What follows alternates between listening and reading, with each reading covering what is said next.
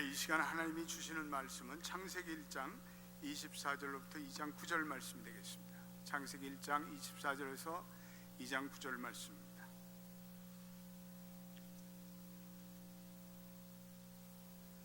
우리가 하나님의 말씀을 같이 한 목소리로 합독해 읽어가도록 하겠습니다. 하나님이 이르시되 땅은 생물을 그 종류대로 내되 가축과 기는 것과 땅의 짐승을 종류대로 내라 하시니 그대로 되니라. 하나님이 땅의 짐승을 그 종류대로, 가죽을 그 종류대로, 땅에 기는 모든 것을 그 종류대로 만드시니 하나님이 보시기에 좋았더라. 하나님이 이시되 우리의 형상을 따라 우리의 모양대로 우리가 사람을 만들고 그들로 바다의 물고기와 하늘의 새와 가축과 온 땅과 땅에 기는 모든 것을 다스리게 하자 하시고, 하나님이 자기 형상 곧 하나님의 형상대로 사람을 창조하시되 남자와 여자를 창조하시고, 하나님이 그들에게 복을 주시며 하나님이 그들에게 이르시되 생육하고 번성하여 땅에 충만하라.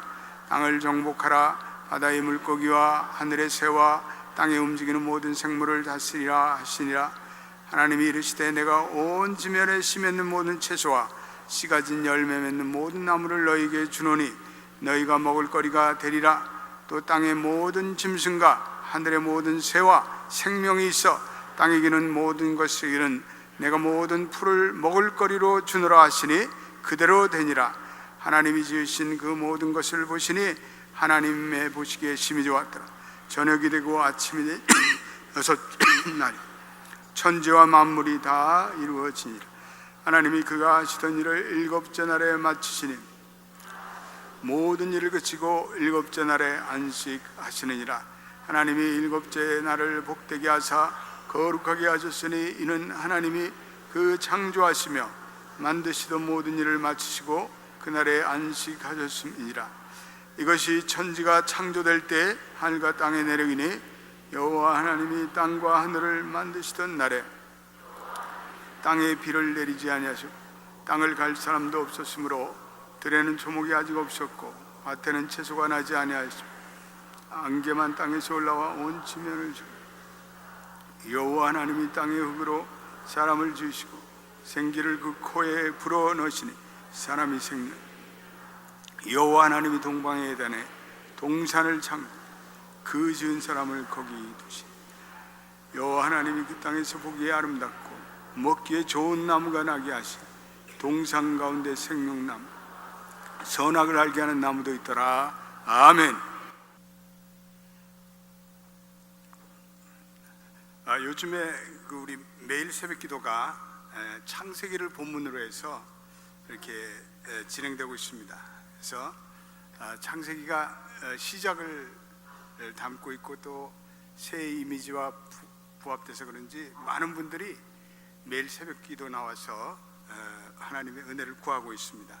그래서 우리가 이 생명의 삶 두란노에서 나온 이 본문을 따라서 창세기를 우리가 묵상하고 있습니다. 또 여러분들이 주보에 보면은 그 본문이 이렇게 나와 있는데, 우리 새해에는 우리 교우들이 아마 이 창세기가 1월, 2월, 한 3월까지 계속될 것 같은데 우리 창세기를 많이 읽어서 또 은혜를 받으시고, 이 생명의 삶 2월 호에는 또 이 두란노에서 제 책 광고까지 이렇게 되어 있어요. 그래서 여러분들이 이렇게 또 보시면 아주 굉장히 또 우리 담임 목사 책도 여기 나와 있고, 그러니까 여러분들이 하여튼 이 생명의 삶이 또 내용을 좀 이렇게 많이 보강을 했습니다. 그래서 여러분들이 보면서 우리 교인들이 요거를 딱 들고 다니는 사람은 내가 저 사람을 존경하게 돼. 그래서 여러분들이 이 생명의 삶을 늘 들고 다니면서, 이거는 여기 본문이 있죠, 영어 있죠, 또 여기 노트 필기하게 돼 있죠. 그러니까 이걸 들고 다니면서 수시로 여러분들이 뭐 직장에서 짜투리 시간에 또 손님들이 없을 때 얼마든지 이거는 공부할 수 있고 여러분들이 묵상할 수 있어요. 그래서 뭐 한 달에 이게 4불인가 5불인가 그래서 여러분들이 그거 정도는 투자할 수 있잖아요. 그거 없는 사람은 저한테 오시면 제가 하나씩 사드립니다. 정말이에요. 그래서 여러분들이 우리 연합교회 스타일은 이건 생명의 삶을 들고 매일 묵상하고, 또 오늘도 우리 어느 분들과 대화를 나누는 가운데 그 창세기 본문을 이렇게 가지고 묵상하면서 또 멀리 타주에 있는 친구들에게 오늘 나는 이 본문에서 이런 걸 깨달았다 뭐 이렇게 대화를 한다는 얘기를 듣고 참 감사하더라고. 그냥 만나갖고 전화하면서 그냥 세상 얘기만 하고 남 그냥 헐뜯는 얘기하고 남 얘기하고 그럼 뭐 하겠어요? 우리 연합교회는 그런 거 얘기할 시간이 다 시대가 지나갔잖아요. 그래서 이 성경 본문 얘기하고 창세기를 얘기하고, 그래서 그달 주제 얘기를, 그날의 본문의 얘기를 가지고 여러분들이 대화의 거리를 만들고, 요즘엔 대화할 거리가 없잖아요. 근데 부부도 이거 가지고 대화의 거리를 만들고, 또 우리 서로 교인들끼리 만나면 딴 얘기하지 말고 성경 본문 얘기하기를 주의 이름으로 축원합니다. 그래서 창세기는 이 성경의 시작을 읽어가는 아주 흥미진진한 책입니다. 그래서 창세기의 느낌들이 다 다른데, 어떤 분들은 이 창세기를 무슨 과학책을 읽어가듯이 막 창세기에서 무슨 팩트를 찾으려고 그러고 또 과학적인 사실을 찾아보려고 애를 쓰는 분들이 있어요. 그래서 우주가 어떻게 생성되었고 여기에 지질학과 생물학과 창세기가 어떻게 조화됐는지 그러면서 아유 이게 맞지도 않습니다. 이게 어떻게 맞아요? 현대과학과는 전혀 맞지 않습니다. 이런 분들은 이건 이 창세기에 대한 근본적인 이해가 부족한 분들이에요.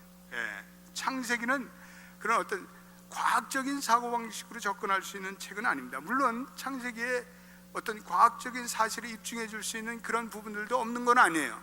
그러나 창세기는 그런 과학적인 사고방식으로 우리가 접근하는 것이 아닙니다. 그래서 창세기는 1장부터 11장은 프리히스토리, 인간의 그런 어떤 역사 속에서 그런 조상의 얘기, 최초의 홍수, 인간의 언어의 얘기, 바벨탑, 인간의 흩어짐, 이런 모든 근본적인 사건을 다루고 있습니다. 또 창세기 1장부터 11장은 아마 우주의 수억 년의 시대를 아마 관통하고 있는 인간의 역사를 담고 있습니다. 그래서 창세기의 이야기는 근본을 다루고 있다, 여러분들이 이렇게 생각하면 좋습니다. 그래서 우리가 창세기로 늘 들어가는 것은 우리의 인간의 근본을 돌이키는 창세기는 시작의 책입니다. 인간의 우주와 인생과 신앙에 대한 모든 기초를 놓는 책이 창세기라고 생각하시면 됩니다. 그래서 창세기는 인간의 근본을 다루고 있습니다. 그래서 우리가 인간의 근본을 모르고 어떻게 우리가 살아갈 수가 있습니까? 유명한 철학자, 지금은 돌아가셨지만 프란시스 셰퍼라는 분이 거기 계시며 말씀하시는 책에서 그분이 이런 유명한 얘기를 했어요. 여러분 들어보세요. 현대인의 딜레마는 단순하다. 현대인들은 인간 존재의 근본적인 의미를 모른다는 것이다. 이것이야말로 우리 세대의 저주이요 현대인의 핵심적인 문제이다, 이렇게 얘기했습니다. 사람들이 인간의 존재의 근본적인 의미를 모르고 인간의 존재의 근본을 모르고 살아간다는 거예요. 그래서 오늘 우리가 하나님께서 남자와 여자로 만드신 근본적인 정체성, 또 이 가족이라는 근본적인 정체성의 의미, 이런 것 다요 이 창세기에서만 다루는 것입니다. 그래서 이 동성애 결혼에 대한 문제, 이런 것들 다 우리가 성경을 읽어보면 성경에서 다 해답을 주고 있어요. 그래서 하나님께서는 인간을 남자와 여자로 만들어서 남자는 남자답게 여자는 여자답게 살게 하나님께서 다 창조의 계획과 설계가 되어 있는데, 요즘은 이게 점점 애매모호하죠. 남자가 뭔지 여자가 뭔지. 저는 한국의 무슨 요즘에 K-팝 가수들을 보면 남자애들이 기생오라비 같이 그냥 이게 남자인지 여자인지, 이게 남자야 여자야? 아니 남자애들이 어떻게 그렇게 여자처럼 예쁘게 생겼어? 그거 좀 잘못된 것 같아요. 남자는 남자답게 좀 우락부락하고, 또 여자는 여자답게 하나님이 주신 고유한 미가 있어야 되는데 이게 믹스가 돼갖고, 그러니까 이게 소위 세상에 동성애가 흘러나오고, 이게 하나님이 만드신 근본적인 창조의 질서가 있는데 그걸 인간들이 너무 모른다는 거예요. 그래서 오늘날 인간의 비극은 바로 인간 존재의 근본적인 의미를 모른다. 그래서요, 오늘날 현대인들은 창세기를 많이 공부해야 합니다. 그래서 우리가 이 창세기를 공부하면서 우리는 내가 어디로부터 왔는가, 나라는 존재의 의미는 무엇인가, 나는 어디로 왔다가 어디로 가는가, 또 왜 인간은 타락했는가, 왜 인간에게 고통이 찾아왔는가, 이런 근본적인 문제에 대한 모든 해답을 이 창세기가 쥐고 있습니다. 기독교 유명한 성자 어거스틴도 자기의 기도문에서 전능하신 하나님이여, 우리가 당신 자신을 위하여 만드셨나이다. 그러므로 우리의 마음이 당신에서 안식을 얻기까지는 결코 쉴 수 없나이다. 우리는 하나님 자신을 위해서 만든 그러한 존재라는 것을 깨닫고, 우리가 그 하나님을 진정 알아갈 때 우리가 우리의 삶의 진정한 안식을 누릴 수 있다는 거죠. 그래서 자기의 삶을 이렇게 진지하게 추구해 나갈 모든 사람들에게는 창세기나 하나님의 계시적인 응답이고, 하나님의 창조적인 설계도면에 따라서 우리 인간이 창조되었음을 깨닫고, 우리는 인간을 성찰하는 그러한 시간, 나 자신을 성찰하는 시간을 우리가 창세기를 읽어가면서 우리는 깨달아야 합니다. 그래서 창세기 1장에는 하나님이 창조하신 모든 만물에 대해서 언급하고, 만물의 창조 중에서 가장 하이라이트는 인간의 창조. 그래서 창조의 절정의 과정에서 하나님은 인간을 만드셨다는 창조의 기사가 오늘 본문에 나타나고 있습니다. 그래서 인간은 하나님의 창조의 절정이며 면류관이라고 할 수가 있어요. 그럼 인간 창조의 의미가 무엇인가? 첫째로, 하나님께서 인간을 창조하신 가장 중요한 이유는 하나님의 목적과 그리고 계획을 실천하는 삶을 살아고 우리를 창조하셨다는 거예요. 그러니까 우리의 삶은 그냥 이 땅에 우연하게 던져진 존재가 아니라는 거죠. 인간의 창조 목적의 배후에는 하나님의 엄청난 계획과 목적이 존재하고 있다는 거죠. 그래서 하나님의 창조의 설계에 따라서 인간은 창조되었어요. 이 우주 공간도 하나님의 정교한 창조의 설계가 있는, 우리 인간도 소우주라고 하는데, 우리 인간의 그 모든 우리의 신체의 시스템과 우리의 인간의 모든 오장육부는 이건 아주 정교한 시계보다도 수천 배, 수만 배 정교하게 인간을 만들었다는 거죠. 이러한 인간이 어느 날 뚝딱 해서 그냥 이 땅에 던져진 존재는 결코 아니라는 거죠. 그래서 오늘 우리가 이 땅에 그냥 던져진 존재가 아니기 때문에 우리는 우리의 몸을 함부로 굴려서 살아가는 안 돼. 하나님의 그 창조의 설계가 있는데 설계대로 살아가야죠. 그래서 우리는 아무 존재 없이 마구 살아가는 것은 이건 하나님의 창조의 뜻에 역행하는 거예요. 그래서 우리는 하나님의 뜻 안에 하나님의 계획대로 목적을 가지고 살아가야 돼요. 그래서 리고란 목사님이 목적을 이끄는 삶이라는 책을 썼지 않습니까? 지금도 수많은 사람들이 그 책을 읽으면서 감동을 받고 있습니다.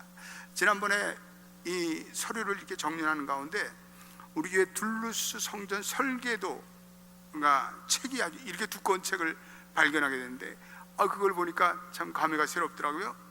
근데 여러분, 이 건물이 지어질 때 얼마나 정겨운 설계도가, 얼마나 많은 설계도가 그려졌는지 모릅니다. 우리가 이제 아시아 비전 센터를 짓는데 거기 아마 수백 장의 또 설계도가 나올 거예요. 어떤 건물들은 설계 도면대로 짓지 않으면 카운티에서 다 뜯어내요. 뉴욕의 어느 한인교회는 건물을 기초공사를 다 했는데 설계도 도면대로 하지 않다고 시에서 다 그거 다 부서뜨리라고 다시 지었어요. 다시 시작했어요. 파브르곤 증기라는 책이 있는데 거기에 보면 소나무 행렬 나방에 대한 관찰기가 나옵니다. 근데 이 나방들은 4월이 되면 이제 번데기를 낳을 그 장소를 찾아 나서는데, 파브르가 한 번은 이 나방을 잡아가지고 화분 밑에 모이를 뿌려놓고 그 주변을 빙빙 돌게 했대요. 그랬더니 이 나방들이 8일 동안을 자기가 마땅히 가야 할 장소를 안 가고 그 화분 주위를 맴돌았습니다. 사실 이 파브르가 이 나방들을 속였어요. 그러니까 원래 있어야 할 목적과 장소로부터 엉터리 페이크 플레이스로 이 나방을 인도한 거예요. 그래서 그 나방들은 결국 다 굶주림과 그리고 과로로 죽고 말았습니다. 원래 이 목적을 상실한 이 나방들이 허무하고 의미 없는 몸짓을 하다가 다 아무런 의미 없는 행위를 반복하다 죽어갔습니다. 인간의 경우도 마찬가지입니다. 그래서 그리스에 이렇게 보면 고대 그리스 때의 그 경이 뭐냐 하면 죄수들에게 내린 형벌인데 한쪽에는 물을 집어넣고 한쪽에는 물이 없는 두 개의 바켓 같은 물통을 놓고 하루 종일 이 물을 이쪽에다 이 물을 이것만 계속 반복하게 하는 거예요. 근데 이게 무슨 극한 형벌이냐라고 의문하겠지만 인간에게는 아무런 무익하고 의미가 없는 행위를 반복적으로 의미 없이 계속하는 그 행위야말로 가장 인간에게 고통이라는 거예요. 우리 인간은 살면서 내가 왜 이걸 하는가, 내가 왜 무슨 목적으로 이렇게 하는가, 이런 의미를 추구하기에 지어진 존재라는 거죠. 여러분들이 일을 하면서 여러분들이 때때로 허드렛 일을 할 수도 있고 여러분들이 어려운 일을 할 수도 있는데, 그러나 우리는 계속해서 질문해야 한다는 거예요. 내가 왜 일을 해야 되며, 이 일이 무슨 가치가 있으며, 이 일이 무슨 의미가 있는가. 신학적인 사유를 해야 한다는 거죠. 생각을 해야 된다는 거죠. 그래서 내 인생의 의미와 존재를 발견하고 그리고 그것을 해석하고, 그래서 그 의미와 가치를 가지고 우리가 살아갈 때 우리의 인생이 가장 생산적인 인생이 된다는 거예요. 할렐루야. 여러분 믿으세요? 그래서 우리 인간이라는 것은 반드시 생의 목적과 의미를 추구하는 존재라는 거죠. 그래서 우리가 인생의 바른 목적을 알기 위해서는 이거는 성경을 공부해야 돼. 하나님의 말씀을 공부해야 돼. 그래서 창세기는 인간의 궁극적인 목적에 대해서 이런 우주와 인생의 기원에 대해서 해답해 주고 있습니다. 저와 여러분들이 그냥 지어지지 않고, 예전에 우리 무슨 시각장애인 가수가 있는데 그분이 노래를 부르는데 어머니 왜 나를 낳으셨나요? 그 제목이 염세적이에요. 어머니 왜 나를 낳으셨나요? 왜 나를 낳게 하셔서 이렇게 고통을 받게 하십니까? 목적이 없다는 거 아니에요. 그러나 우리가 아무 의미 없이 이 세상에 던져졌겠습니까? 우리는 하나님의 분명한 창조의 목적으로 이 땅에 주어졌는데, 많은 사람들이 캐세라세라 되는 대로 살아라, 인간이 그저 되는 대로 살라고 이 땅에 지음 받았습니까? 아닙니다. 하나님의 분명한 설계도와 하나님의 분명한 목적이 있습니다. 그래서 우리는 이 하나님의 분명한 계획과 목적을 깨닫고 우리는 그 하나님의 목적과 그리고 의도대로 살아가야 합니다. 목적을 이끄는 삶을 여러분들이 다시 한번 공부하면 하나님께서 우리를 예배하는 인생, 그리고 하나님의 말씀으로 양육되는 인생, 하나님의 나라의 선교를 위해서 부르심의 인생, 그러한 몇 가지의 하나님의 분명하신 목적과 계획이 우리에게 있다는 거죠. 그래서 우리가 하나님 앞에 서는 그 순간에, 하나님, 나는 부족한 사람이지만 하나님의 설계대로 하나님의 목적대로 살아왔습니다라고 고백할 수 있게 되기를 주님의 이름으로 축원드립니다. 두 번째, 오늘 본문에 나타나는 하나님의 계획은 우리로 하여금 하나님의 형상을 따라 지으심을 받았다. The image of God. 여러분 1장 26절 27절 한번 읽어보겠습니다. 26절 한번 더 읽어보겠습니다. 시작. 하나님이 이르시되 우리의 형상을 따라 우리의 모양대로 우리가 사람을 만들고 그들로 바다의 물고기와 하늘의 새와 가축과 온 땅과 땅에 기는 모든 것을 다스리게 하자 하시고, 하나님이 자기의 형상 곧 하나님의 형상대로 사람을 창조하시되 남자와 여자를 창조하시고. 여러분 거기에 보니까 우리의 형상대로, 그러니까 하나님을 지칭할 때 우리라는 복수를 사용하고 있습니다. 여러분 하나님이란 존재는요, 우리가 생각하듯 그렇게 심플하지 않습니다. 하나님의 존재는 삼위 하나님, 성부와 성자와 성령의 하나님이십니다. 하나님 안에서는 무언가 아주 컴플렉스한 그러한 하나님의 모습을 우리는 생각할 수가 있습니다. 그래서 우리의 형상대로 인간을 만들었다. 인간은 하나님의 형상대로 지으심을 받았다는 거죠. 그래서 인간이 모든 만물과 차별화되는 그 가장 독특한 독특성은 인간이 하나님의 형상을 따라 만들어진. 여기 오늘 여러분들이 읽으신 본문에 보면은 24절 25절에 보면 이런 말이 계속 반복되고 있습니다.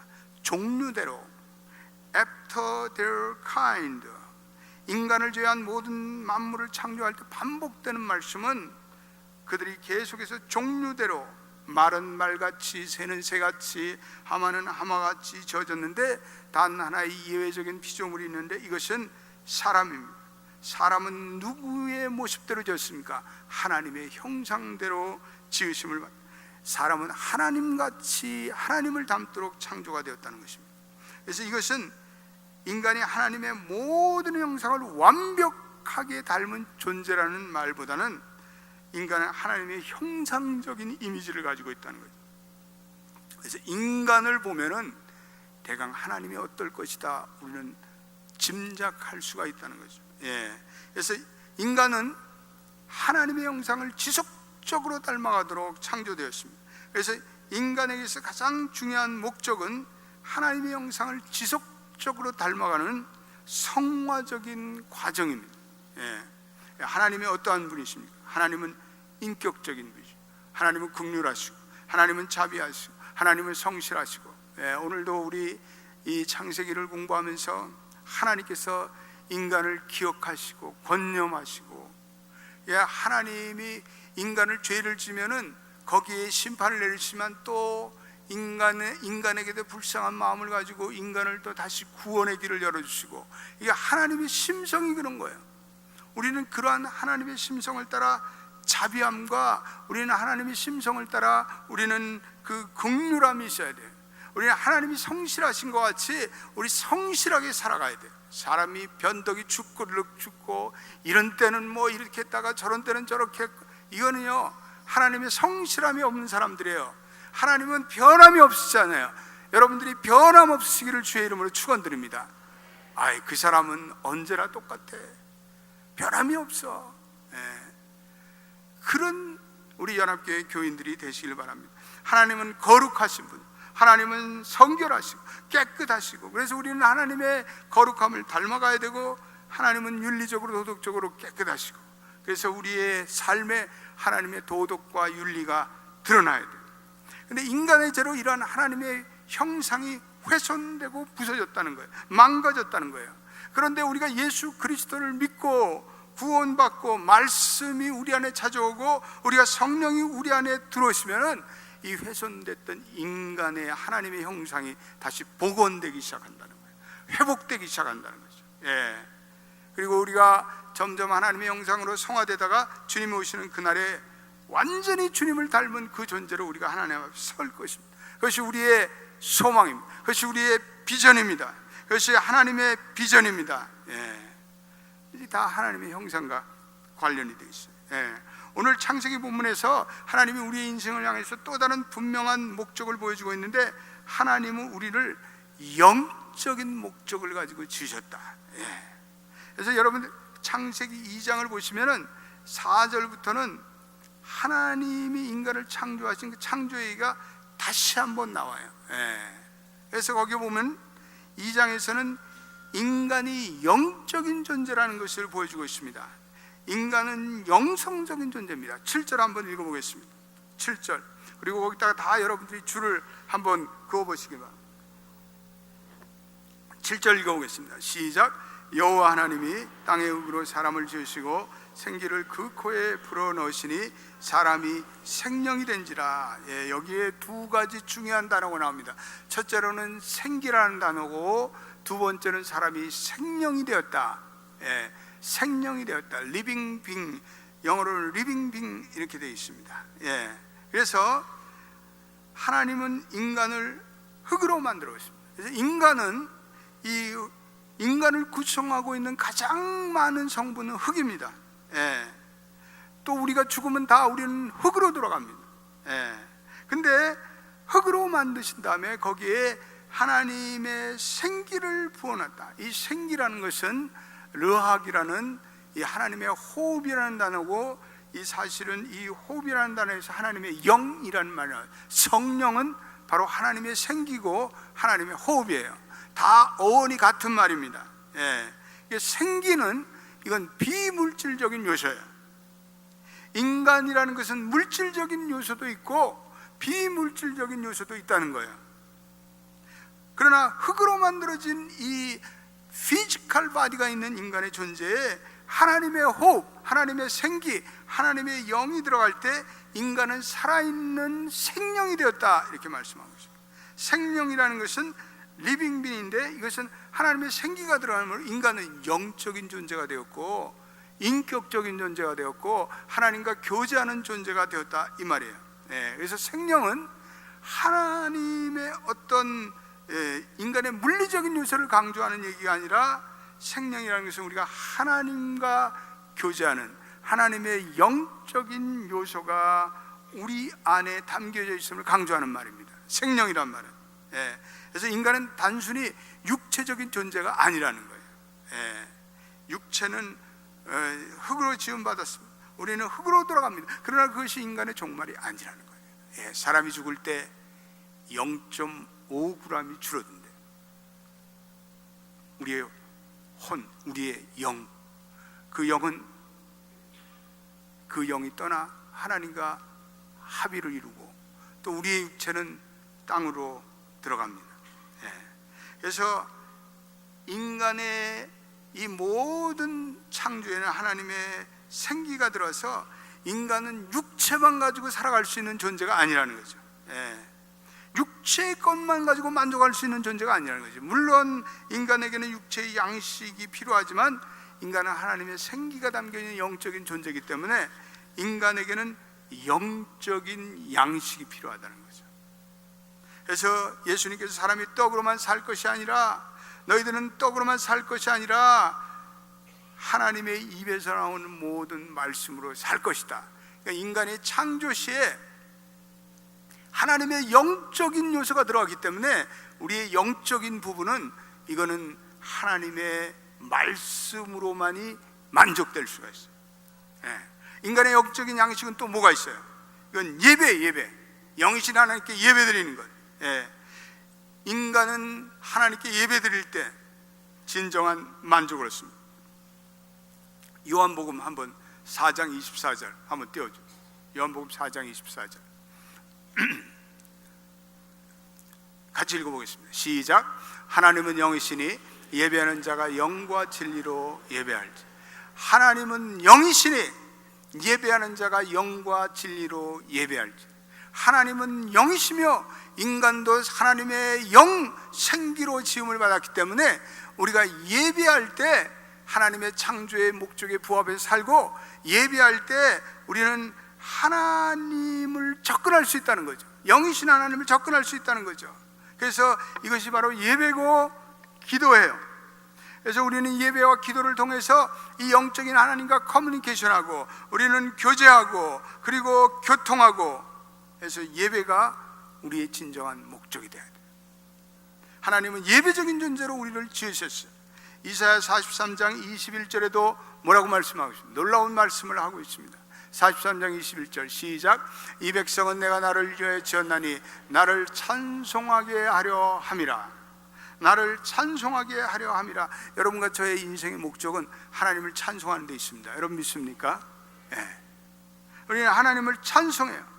우리가 예배를 통해서, 우리는 기도를 통해서 이 하나님의 임재를 경험하고 예배 가운데, 기도 가운데 하나님의 영이 우리 가운데 임하셔서 우리를 어루만져 주시고 우리를 치유해 주시고 우리를 새롭게 하여 주시고 우리의 근본적인 우리의 속성을 깨닫게 하시고 우리 가운데 함께 하셔요. 그래서 우리가 예배와 기도를 통해서 비로소 하나님이 주시는 이 생명적인 부분들이 워킹을 하고 오퍼레이팅을 하고, 그리고 예배와 기도를 통해서 우리는 영적인 만족을 느껴요.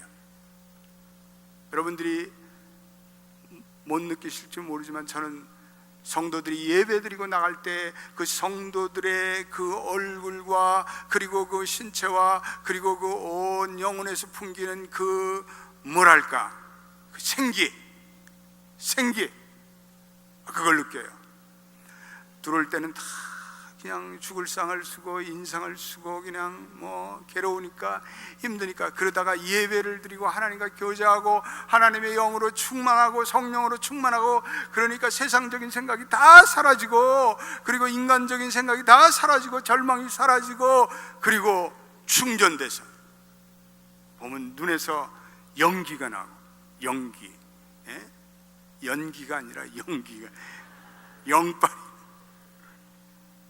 얼굴들이 벌써 환해지고 생기가 나고 빛이 나고 할렐루야. 예배를 드리시고 나서 여러분들의 모습은 전혀 다른 모습, 하나님의 영을 하나님의 생기를 공급받으니까 막 팔딱팔딱, 예. 할렐루야. 예. 우리 교회 또 예배가 그렇게 또 은혜스럽잖아요. 예. 그래서 누구든지 그리스도의 영이 없으면 하나님의 사람이 아니라. 하나님이 사람을 창조하심에 진흙으로 그 모양을 지으셨지만 그 코에 당신의 생기를 불러넣으셔서 우리가 생명이 되어 하나님과 교제하고 예배하고 기도하고 그리고 하나님을 찬송하는 목적으로 우리를 불러주셨사오니 우리가 예배하고 찬송하고 기도하고 그럴 때 하나님, 내가 하나님의 진정한 모습으로 변화되고 하나님의 진정한 목적으로 부합되고 있습니다. 할렐루야. 그렇게 고백할 수 있게 되기를 주님의 이름으로 축원드립니다. 네. 우리가 생명이 되었다는 말씀 우리에게 큰 은혜와 도전이 됩니다. 그래서 여러분과 제가 인생에 있어서 하나님의 생기를 제게 불어넣어 주세요. 하나님의 성령을 부어주세요. 하나님의 생명을 부어주세요. 하나님의 생기를 부어주세요. 우리 이렇게 기도할 수 있게 되길 바랍니다. 그래서 우리가 이 육체에 물론 우리가 물리적인 음식으로 이렇게 다이내믹을 얻고 생기를 얻고 그러지만 우리가 예배함으로 하나님이 주시는 영권으로 하나님이 주시는 능력으로 하나님이 주시는 생기로 우리가 또한 새로운 힘을 얻고 사실은요 이 영적인 생명이 육적인 생명을 승합니다. 보면 병이 나서 밤낮 골골하신 분 그런 분들이 보면은 아주 엄청난 힘을 느낄 수 있어요. 그건요 영력이 있기 때문에 그래요. 영력이. 우리 그 최정숙 권사님 지난주에 우리 장례식을 치렀지만 이번 주에 우리 최정숙 권사님은 체격도 왜소하셨어요. 그런데요 믿음으로 하나님께 고백하고 그리고 그런데 영적인 거인처럼 느껴져요. 그건 영력이 있기 때문에 그래요. 사람은 육적인 힘만 가지고 사는 것이 아니라 사람은 배심 가지고 사는 것이 아니라 하나님이 주시는 영심, 하나님 영심이니까 여자 이름 같으래. 하나님이 주시는 영적인 영력이 있어야 돼요. 그래서 영력이 있는 사람들은 달라요. 육체적으로는 좀 골골하고 뭐 체구가 가늘프고 뭐 이렇게 뭐 체구가 웅대하지 않지만 그러나 왜소하지만 작지만 거기에는 하나님이 주시는 영권과 영력이 있기 때문에 범접할 수 없는 그런 하나님의 생명을 느낄 수가 있습니다. 여러분들이 새해에는 그러한 하나님의 생명을 공급받고 하나님의 생기를 공급받아 승리할 수 있는 여러분 되시기를 축원합니다. 예. 하나님의 생기를 넣어 주십시오. 내 마음에 하나님의 형상이 자리 잡게 하여 주시고 하나님의 영의 충만함을 주시옵소서. 예. 그래서 우리의 삶에 늘 하나님의 생명이 강수처럼 넘쳐나고 그리고 진흙과 같은 나를 빚으사 하나님의 형상으로 날마다 빚어지게 하옵소서. 우리가 예수를 믿으면서 하나님의 생기가 사라지면 이건 빈들의 마른 풀과 같은 신세가 됩니다. 예. 그래서 영혼의 생수 그리고 성령의 단비를 부어주시고 우리 연합교회 교인들은 모임은 예배하고 기도하고 찬송하고 또한 하나님의 은혜 주시면 선교지가고 그리고 봉사하고 구제하고 그리고 섬기고 그렇게 해서 하나님의 생명의 충만함을 가지고 승리하시는 여러분 되시기를 주의 이름으로 축원드립니다. 한번 다 일어나 보세요. 예, 오늘 우리 주의 친절한 파레한 기세, 우리 하나님의 파레한 교사, 우리 날마다 갈수록 주의 사랑이 두루비치고 하나님의 생명이 충만하게 넘쳐나고 그래서 우리 연합교회 교인들을 보면 저 교인들은 눈에서 불이 난다, 저 교인들은 뭔가 생명이 충만하다, 저 교회 가면 살아 꿈틀거린다 그런 얘기를 우리 새해도 들으십시다. 할렐루야. 주의 친절한 팔의 안개에서 우리 한번 찬양합니다.